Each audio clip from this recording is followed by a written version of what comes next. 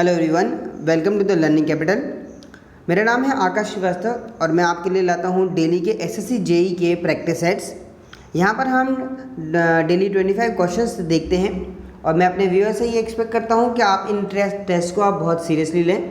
आप साथ में एक कॉपी पेन रखिए ताकि आप जो भी क्वेश्चंस हैं उनके आंसर उस कॉपी में लिख सकें और एक वीडियो ख़त्म होने के बाद आप उसको टैली कर सकें कि आपके कितने सही क्वेश्चन हो रहे हैं और कितने गलत क्वेश्चन हो रहे हैं। तो चलिए आज का प्रैक्टिस सेट स्टार्ट करते हैं।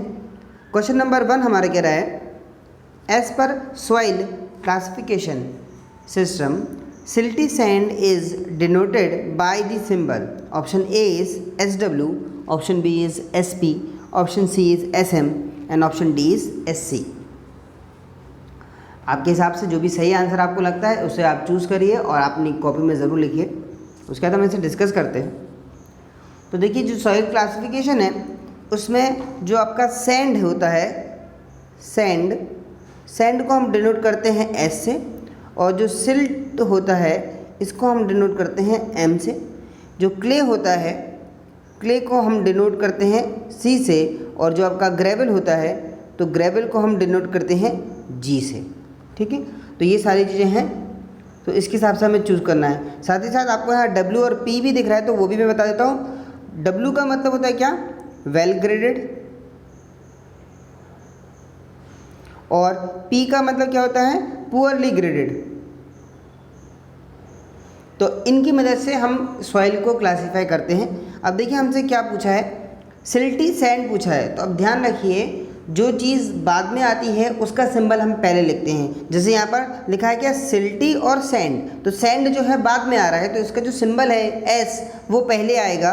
तो यहाँ पर देखिए S पहले सब में है। उसके बाद आपसे सिल्टी पूछा है तो सिल्टी को हम कैसे डिनोट कर रहे हैं, M से डिनोट कर रहे हैं, और साथ में सैंड है तो SM जो है इसका सही आंसर हो जाएगा। तो ऑप्शन C जो है इसका सही आंसर है, SM is denoting silty sand. चलिए आगे बढ़ते हैं क्वेश्चन नंबर 2 की तरफ। इंपॉर्टेंट क्वेश्चन है, according to Terzaghi the net ultimate bearing capacity of the clay is. Option A CNQ, option C CN gamma, option C CNC and option D none. Direct formula based question है। आपसे net ultimate bearing capacity पूछा है तो हमें पता है इसका option है CNC जो है इसका सही आंसर है, net ultimate bearing capacity according to Terzaghi. Important question है, इस पे बेस्ड तरह तरह के क्वेश्चन आ जाते हैं। आपसे बोल सकता है कि आपकी नेट अल्टीमेट बेयरिंग कैपेसिटी अगर डेप्थ को बढ़ा रहे हैं तो क्या इफेक्ट पड़ेगा। तो आप देखिए इस फॉर्मूले कहीं पे भी डेप्थ नहीं आ रहा है तो कोई फ़र्क नहीं पड़ने वाला। अगर आपसे बोल देगा कि आपकी जो विड्थ है वो बड़ा घटा रहे हैं तो उसमें भी कोई फ़र्क नहीं पड़ने वाला। ठीक है, तो इसलिए ये क्वेश्चन थोड़ा इंपॉर्टेंट है, इसको मार्क करके रखिएगा। चलिए आगे बढ़ते हैं क्वेश्चन नंबर 3 की तरफ। The relation between discharge velocity and seepage velocity is. Option A Vs is equal to V upon N, option B Vs is equal to V upon E, option C is Vs is equal to V into E and option D is equal to Vs is equal to V dot N। ठीक है, तो इसमें से हमको choose करना है कि हमारा कौन सा आंसर सही होने वाला है। तो अब यहाँ पर देखिए डायरेक्ट फॉर्मूला बेस्ड क्वेश्चन है ये, तो इसका जो सही आंसर है वो है option A Vs is equal to होता है आपका V अपॉन N मतलब पोरोसिटी की बात कर रहा है। ठीक है, तो इस एक्सप्रेशन को आप याद रखिएगा, इस पर बेस्ड न्यूमेरिकल भी आपको दे सकता है। ठीक है, चलिए आगे बढ़ते हैं क्वेश्चन नंबर 4 की तरफ। क्वेश्चन 4 बोल रहा है, fully oxidized sewage contains nitrogen in the form of. Direct question है, बिल्कुल बहुत ही ईजी क्वेश्चन है। तो इसका जो आंसर है, इसका आंसर है बी, नाइट्रेट्स होता है आपकी फुली ऑक्सीडाइज्ड सीवेज के अंदर। तो ऑप्शन बी जो है इसका सही आंसर है। चलिए आगे बढ़ते हैं नेक्स्ट क्वेश्चन की तरफ। अगेन एक डायरेक्ट क्वेश्चन है, septic tank has a detention time. Option A is 5 to 6 hours, option B is 24 to 48 hours, option C is 12 to 36 hours and option D is none of this. ठीक है, तो इसका जो सही answer है that is option C, 12 to 36 hours होता है detention time एक सेप्टिक टैंक का। ठीक है, तो इसको आप याद रखेंगे। आगे बढ़ते हैं क्वेश्चन नंबर 6 की तरफ। Taste and odour in water are removed by. बहुत रिपीटेड क्वेश्चन है, आपको कई बार एसएससी में दिखाई देगा। आपसे बोल रहा है टेस्ट एंड ऑर्डर को किससे हम रिमूव करते हैं। ऑप्शंस हैं ए एरेशन, बी क्लोरीनेशन, सी फिल्ट्रेशन या फिर डी नन ऑफ दीज। तो टेस्ट एंड ऑर्डर को रिमूव करने के लिए हम क्या करते हैं, एरेशन को यूज़ करते हैं। तो ऑप्शन ए जो है इसका सही आंसर हो जाएगा। चलिए आगे बढ़ते हैं क्वेश्चन नंबर 7 की तरफ। आई होप आप लोग अपने आंसर को कॉपी में लिख रहे हैं। देखिए इस तरह का अगर आप बेईमानी करेंगे कि आप लिखेंगे नहीं और आप बोल देंगे आंसर ए था और जब मैंने बताया तो आप बी लगा रहे हैं, तो इससे आपका इम्प्रूवमेंट नहीं होगा। अगर आप सच में इम्प्रूवमेंट चाहते हैं और नेगेटिव मार्किंग को कम करना चाहते हैं तो आपको अपने आंसर्स को लिखना है और उसके बाद अगर गलत हो जाता है तो आप अपने आप को नेगेटिव मार्किंग दीजिए और ध्यान रखिए कि आपका जो क्वेश्चन गलत हुआ है वो क्यों गलत हुआ है। ठीक है, तो चलिए आगे बढ़ते हैं क्वेश्चन नंबर 7 की तरफ। The distribution system in water supply is designed on the basis of option A average daily demand, option B weekly hourly demand, option C coincident demand या draft, option C D greater of A and C। तो देखिए इस तरह के 2-3 question होते हैं, कई बार बच्चे कंफ्यूज हो जाते हैं, वो ये नहीं देखते कि किस सिस्टम के लिए पूछा है। अभी आपसे पूछा है डिस्ट्रीब्यूशन सिस्टम के लिए, तो डिस्ट्रीब्यूशन सिस्टम को डिज़ाइन करा जाता है पीक आवरली डिमांड की वजह के ऊपर। ठीक है, तो ये ध्यान रखिएगा, डिस्ट्रीब्यूशन सिस्टम का आंसर होता है पीक आवरली डिमांड। बाकी जगह आप क्या करते हैं, पीक डेली जो डिमांड होती है, एवरेज डेली डिमांड, उस पर डिज़ाइन करते हैं, पर आपका जो डिस्ट्रीब्यूशन सिस्टम होता है वो पीक आवरली डिमांड पे डिज़ाइन होता है। ठीक है, एक और चीज़ देख लीजिए, कोइंसिडेंट ड्राफ्ट है, ये क्या होता है आपका पीक आवरली डिमांड या मैक्सिमम आवरली डिमांड और peak daily demand plus fire demand, इन दोनों में से जो मैक्सिमम वैल्यू होती है उसको हम बोलते हैं कोइंसिडेंट डिमांड या कोइंसिडेंट ड्राफ्ट। तो इस पर भी क्वेश्चन आ सकता है, तो इसको आप यहाँ से याद कर लीजिए। चलिए आगे बढ़ते हैं क्वेश्चन नंबर 8 की तरफ। Cleaning of slow sand filter is done by option A scraping and removal of sand, option B back washing, option C none of the option C is any of the above and option D is none of the above. तो slow sand filter की जो cleaning होती है वो हम कैसे करते हैं, ऑप्शन ए जो है इसका सही आंसर है, scraping and removal of sand से हम करते हैं जो स्लो सैंड फिल्टर है उसकी क्लीनिंग। चलिए आगे बढ़ते हैं क्वेश्चन नंबर 9 की तरफ। The delayed flow that reaches the river mainly as ground water is known as, आपसे बोल रहा है कि रिवर पे जो आपका डिलेड फ्लो पहुंचता है अंडरग्राउंड में उसे हम क्या बोलते हैं। तो ऑप्शन ए है underground flow, option B is virgin flow, option C is base flow and option D is none of the above. तो ध्यान रखिए इसके जो ऑप्शन है इसमें ऑप्शन दिया है एक अंडरग्राउंड फ्लो, तो आप ये अंडरग्राउंड पढ़ के ये अंडरग्राउंड को ऐसे टिक मत कर दीजिएगा। इसका जो सही आंसर है वो है ऑप्शन सी, बेस फ्लो होता है आपका जो डिलेड फ्लो होता है और आपके अंडरग्राउंड में जाके आपका रिवर तक पहुंचता है। तो ऑप्शन सी जो है इसका सही आंसर है। चलिए क्वेश्चन नंबर 10 की तरफ हम बढ़ते हैं। क्वेश्चन 10 बोल रहा है a 3 hinged arch is hinged at, option A hinged at support and at, option A है crown, option B is 1/4 span, option C is anywhere and option D is none of these. तो देखिए जो आपका 3 hinge arch होता है, मैं आपको draw करके बता देता हूँ, इस तरीके का ये आर्च है, तो एक हिंज यहाँ होता है, एक हिंज यहाँ होता है जिसे बोलते हैं सपोर्ट्स, और एक हिंज यहाँ होता है। अब इस वाले पॉइंट को हम क्या बोलते हैं, क्राउन। ठीक है, तो इसका जो सही आंसर हो जाएगा इसका आ जाएगा ऑप्शन ए क्राउन। ठीक है, साथ ही साथ आप डिटर्मिनेसी का भी ध्यान रखिए, आपका 3 हिंज आर्च जो है एक डिटर्मिनेट आर्च होता है, वहीं आपका जो 2 हिंज आर्च होता है वो इनडिटर्मिनेट आर्च होता है और उसकी जो डिग्री ऑफ इनडिटर्मिनेसी होती है वो होती है आपकी 2। ठीक है, तो ये ध्यान रखिएगा, इस तरह के क्वेश्चन आए हुए हैं। क्वेश्चन नंबर 11 की बात करते हैं। अगेन बहुत ज़्यादा रिपीटेड होता है ये वाला question. Seasoning of timber is done for, option A increasing moisture content, option B decreasing moisture content, option C is decreasing strength of timber and option D is none of these. ठीक है, तो seasoning of timber हम क्यों करते हैं, हम करते हैं मॉइस्चर कंटेंट को कम करने के लिए, तो ऑप्शन बी जो है इसका सही आंसर है। चलिए आगे बढ़ते हैं क्वेश्चन नंबर 12 की तरफ। Knots in timbers are, option A defects by crushing fibers, option B is splits from center, option C is sign of branches cut off and option D is none of these। ठीक है, तो आपसे पूछ रहा है knots जो है वो किस तरह का डिफेक्ट है। ठीक है, तो इसका जो सही आंसर है that is option C, science of branch cut off जो होता है उससे आपकी नॉट बन जाती है। ठीक है, तो डिफेक्ट्स ऑफ टिम्बर जो है वो बहुत इंपॉर्टेंट है, उससे रिलेटेड हम देखते आ रहे हैं, जितने भी हमने प्रैक्टिस सेट लगाए हैं हमें उसमें कई बार डिफेक्ट्स के ऊपर, अलग अलग डिफेक्ट्स के ऊपर हमें क्वेश्चंस मिले हैं, तो आप इनको याद रखिएगा। तो सीजनिंग और डिफेक्ट ये 2 चीज़ें टिम्बर में बहुत ज़्यादा इंपॉर्टेंट है। चलिए आगे बढ़ते हैं क्वेश्चन नंबर 3 की तरफ। For completion of a project the critical path of our network represent, पूछ रहा है आपसे कि एक प्रोजेक्ट में जो क्रिटिकल पाथ है वो क्या रिप्रेजेंट करता है। Option A is maximum time, option B is minimum time, option C is maximum cost and option D is minimum cost. तो जो क्रिटिकल पाथ होता है वो क्या होता है, मैक्सिमम टाइम को शो करता है। तो ऑप्शन ए जो है इसका सही आंसर हो जाएगा। चलिए नेक्स्ट क्वेश्चन की तरफ बढ़ते हैं। Minimum grade of concrete in RCC work shall be. Option A M15, option B M20, option C M30 and option D is M25। तो मिनिमम ग्रेड पूछ रहा है, मतलब इससे नीचे का आप ग्रेड यूज़ नहीं कर सकते। आरसीसी वर्क की बात कर रहा है तो आरसीसी वर्क में मिनिमम ग्रेड जो होता है वो M20 का होता है। इसी के साथ एक और क्वेश्चन भी आता है आपके कि आपकी सी वाटर होता है या मैराइन प्लेसेस होती हैं तो वहाँ पर आपका मिनिमम ग्रेड ऑफ कॉन्क्रीट क्या होता है। तो उस केस में जो आंसर आ जाएगा वो आ जाएगा M30। ठीक है, तो ये काय के लिए है, सी वाटर के लिए। ठीक है, तो आप ये ध्यान रखिएगा। और आरसीसी के लिए जो आंसर है वो है हमारा क्या, ऑप्शन बी M20। ये M20 जो है आरसीसी के लिए बोल रहा है। चलिए आगे बढ़ते हैं क्वेश्चन नंबर 15 की तरफ। Slump cone test is use to determine. Option A shrinkage, option B creep, option C workability and option D is soundness. तो आपसे पूछ रहा है स्लम्प कोन टेस्ट किसके लिए होता है, तो वो आपकी वर्केबिलिटी के लिए होता है। तो ऑप्शन सी जो है इसका सही आंसर है। चलिए क्वेश्चन नंबर 16 की तरफ बढ़ते हैं। क्वेश्चन 16 बोल रहा है the structure in which the number of equilibrium equations are not enough to compute the reactions are.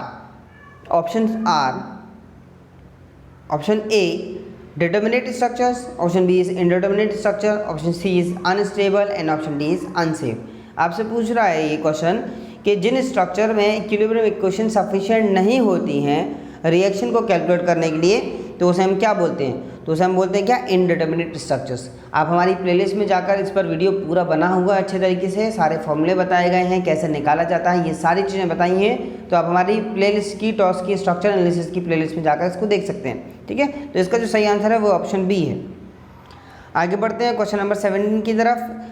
The ILD for reaction shear force and bending movement for fixed beam will be. Option A linear, option B curve, option C straight line and option D is dependent upon type of load. तो देखिए fixed beam की बात कर रहा है तो fixed beam क्या है, आपका इनडिटर्मिनेट स्ट्रक्चर्स होता है। तो इनडिटर्मिनेट स्ट्रक्चर में जो ILD बनता है वो आपका कर्व शेप का बनता है, यानी कि ऑप्शन बी जो है इसका सही आंसर हो जाएगा।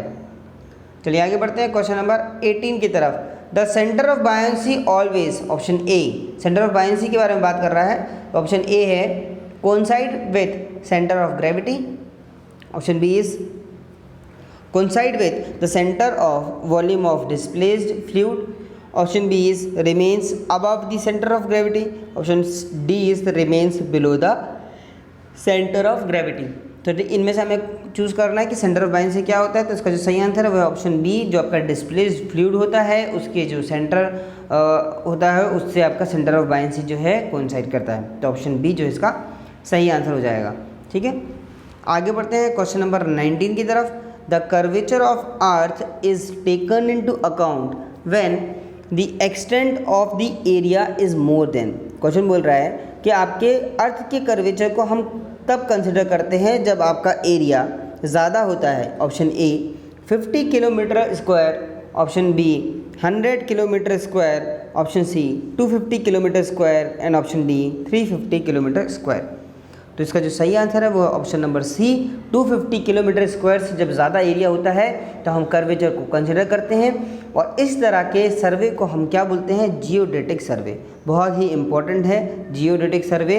आपसे अभी एरिया के बेसिस पे पूछ लिया है, हो सकता है आपसे पूछ ली कि कर्वेचर को कंसिडर करते हैं, उस तरह के सर्वे को हम क्या बोलते हैं, तो उसको हम बोलते हैं क्या, जियोडेटिक सर्वे। चलिए आगे बढ़ते हैं क्वेश्चन नंबर 20 की तरफ। For ranging a line the number of ranging rods required is, option A at least 2, option B at least 3, option C at least 4 and option D at least 5। ठीक है, तो हमें एक लाइन को अगर range कर रहे हैं तो मिनिमम नंबर ऑफ रॉड कितनी चाहिए पड़ती हैं, हमें 3 चाहिए पड़ती हैं। तो 3 जो है इसका सही आंसर हो जाएगा। चलिए आगे बढ़ते हैं नेक्स्ट क्वेश्चन की तरफ। 21 क्वेश्चन बोल रहा है the compensating error is proportional to, option A is L, option B is L to the power 1/2, option C is L square and option D is L to the power 3/2। Compensating error की बात कर रहा है तो वो हमारे काय के डायरेक्टली प्रोपोर्शनल होता है, वो होता है √L के प्रोपोर्शनल होता है, यानी कि L की पावर 1/2। तो इसको आप ध्यान रखिएगा।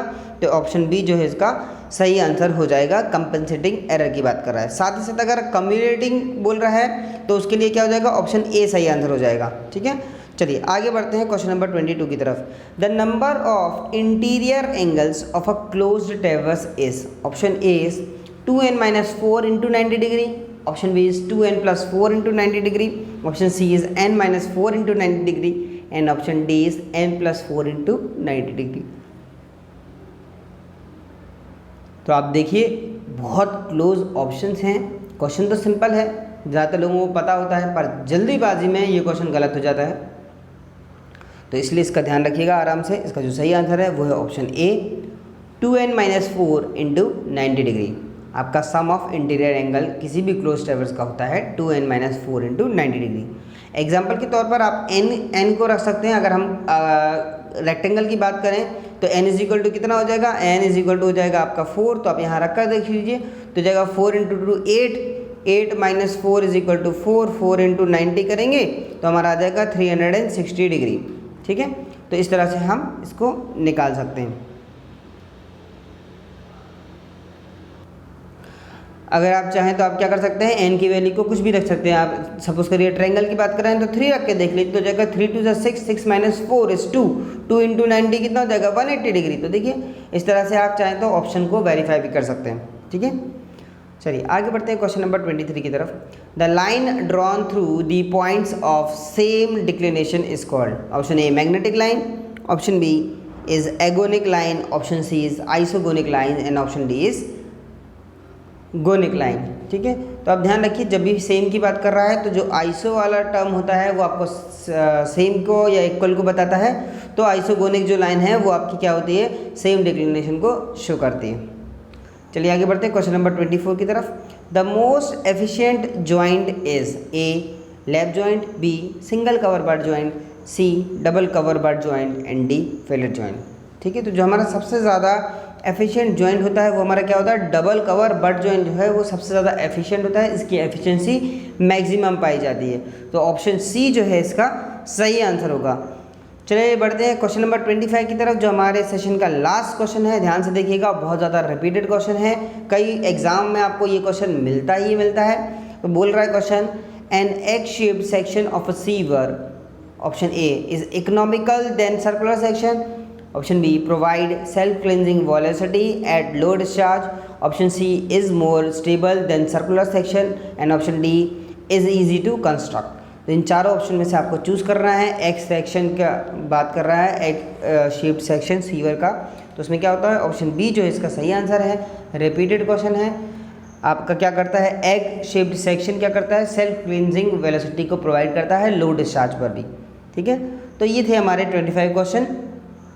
अगर आपको ये वीडियो पसंद आया है तो आप इस वीडियो को लाइक ज़रूर कर दीजिए, अपने दोस्तों के साथ शेयर करिए वीडियो को, ताकि उनको भी पता चले कि वही प्रैक्टिस सेट हो रहा है, ताकि वो भी अपनी तैयारी को चेक कर सके कि उनका लेवल कहाँ है। आपके जो भी डियर फ्रेंड्स हैं उनको आप ज़रूर शेयर करिए। अगर आपको वीडियो में किसी भी तरह का कोई इम्प्रूवमेंट लाना है या आप हमें कुछ बताना चाहते हैं या आपको किसी टॉपिक पर वीडियो चाहिए तो आप कमेंट सेक्शन में बताएं। आपको किसी भी तरह की मदद चाहिए है तो आप कमेंट सेक्शन में बताएं। और अगर आपको वीडियो बहुत ज़्यादा अच्छा लग रहा है तो आप प्लीज़ सब्सक्राइब करिए और बेल आइकन को भी दबाइए, ताकि आपको वीडियो का नोटिफिकेशन सबसे पहले मिले। ठीक है, और आपका कोई भी वीडियो जो है वो मिस ना करे। अब आपका काम ये है कि आपने जो 25 क्वेश्चन अभी देखे हैं, इसको आप देखिए कि इनमें से कितने आपके क्वेश्चन सही हुए और कितने क्वेश्चन आपके गलत हुए। तो जितने सही हो गए वो तो अच्छी बात है, पर जितने गलत हो गए उन पे आपको ध्यान देना है कि वो गलत क्यों हुए हैं और उस एरर को आपको एलिमिनेट करते जाना है। ठीक है, अभी हमारे पास बहुत टाइम है एग्ज़ाम होने में। अगर अभी से हम अपनी नेगेटिव मार्किंग को बिल्कुल ज़ीरो पे ले आए, थोड़ा थोड़ा कम करते गए, तो लास्ट तक ऐसा होगा कि आपके नेगेटिव मार्किंग कुछ नहीं होंगे और आपके मैक्सिमम मार्क्स आने के चांसेस रहेंगे। तो आप पढ़ाई करते रहिए और किसी भी तरह की मदद होती है तो आप हमें कमेंट सेक्शन में बता सकते हैं। यहाँ पर मैं इस सेशन को एंड करता हूँ। Thank you for watching, signing off.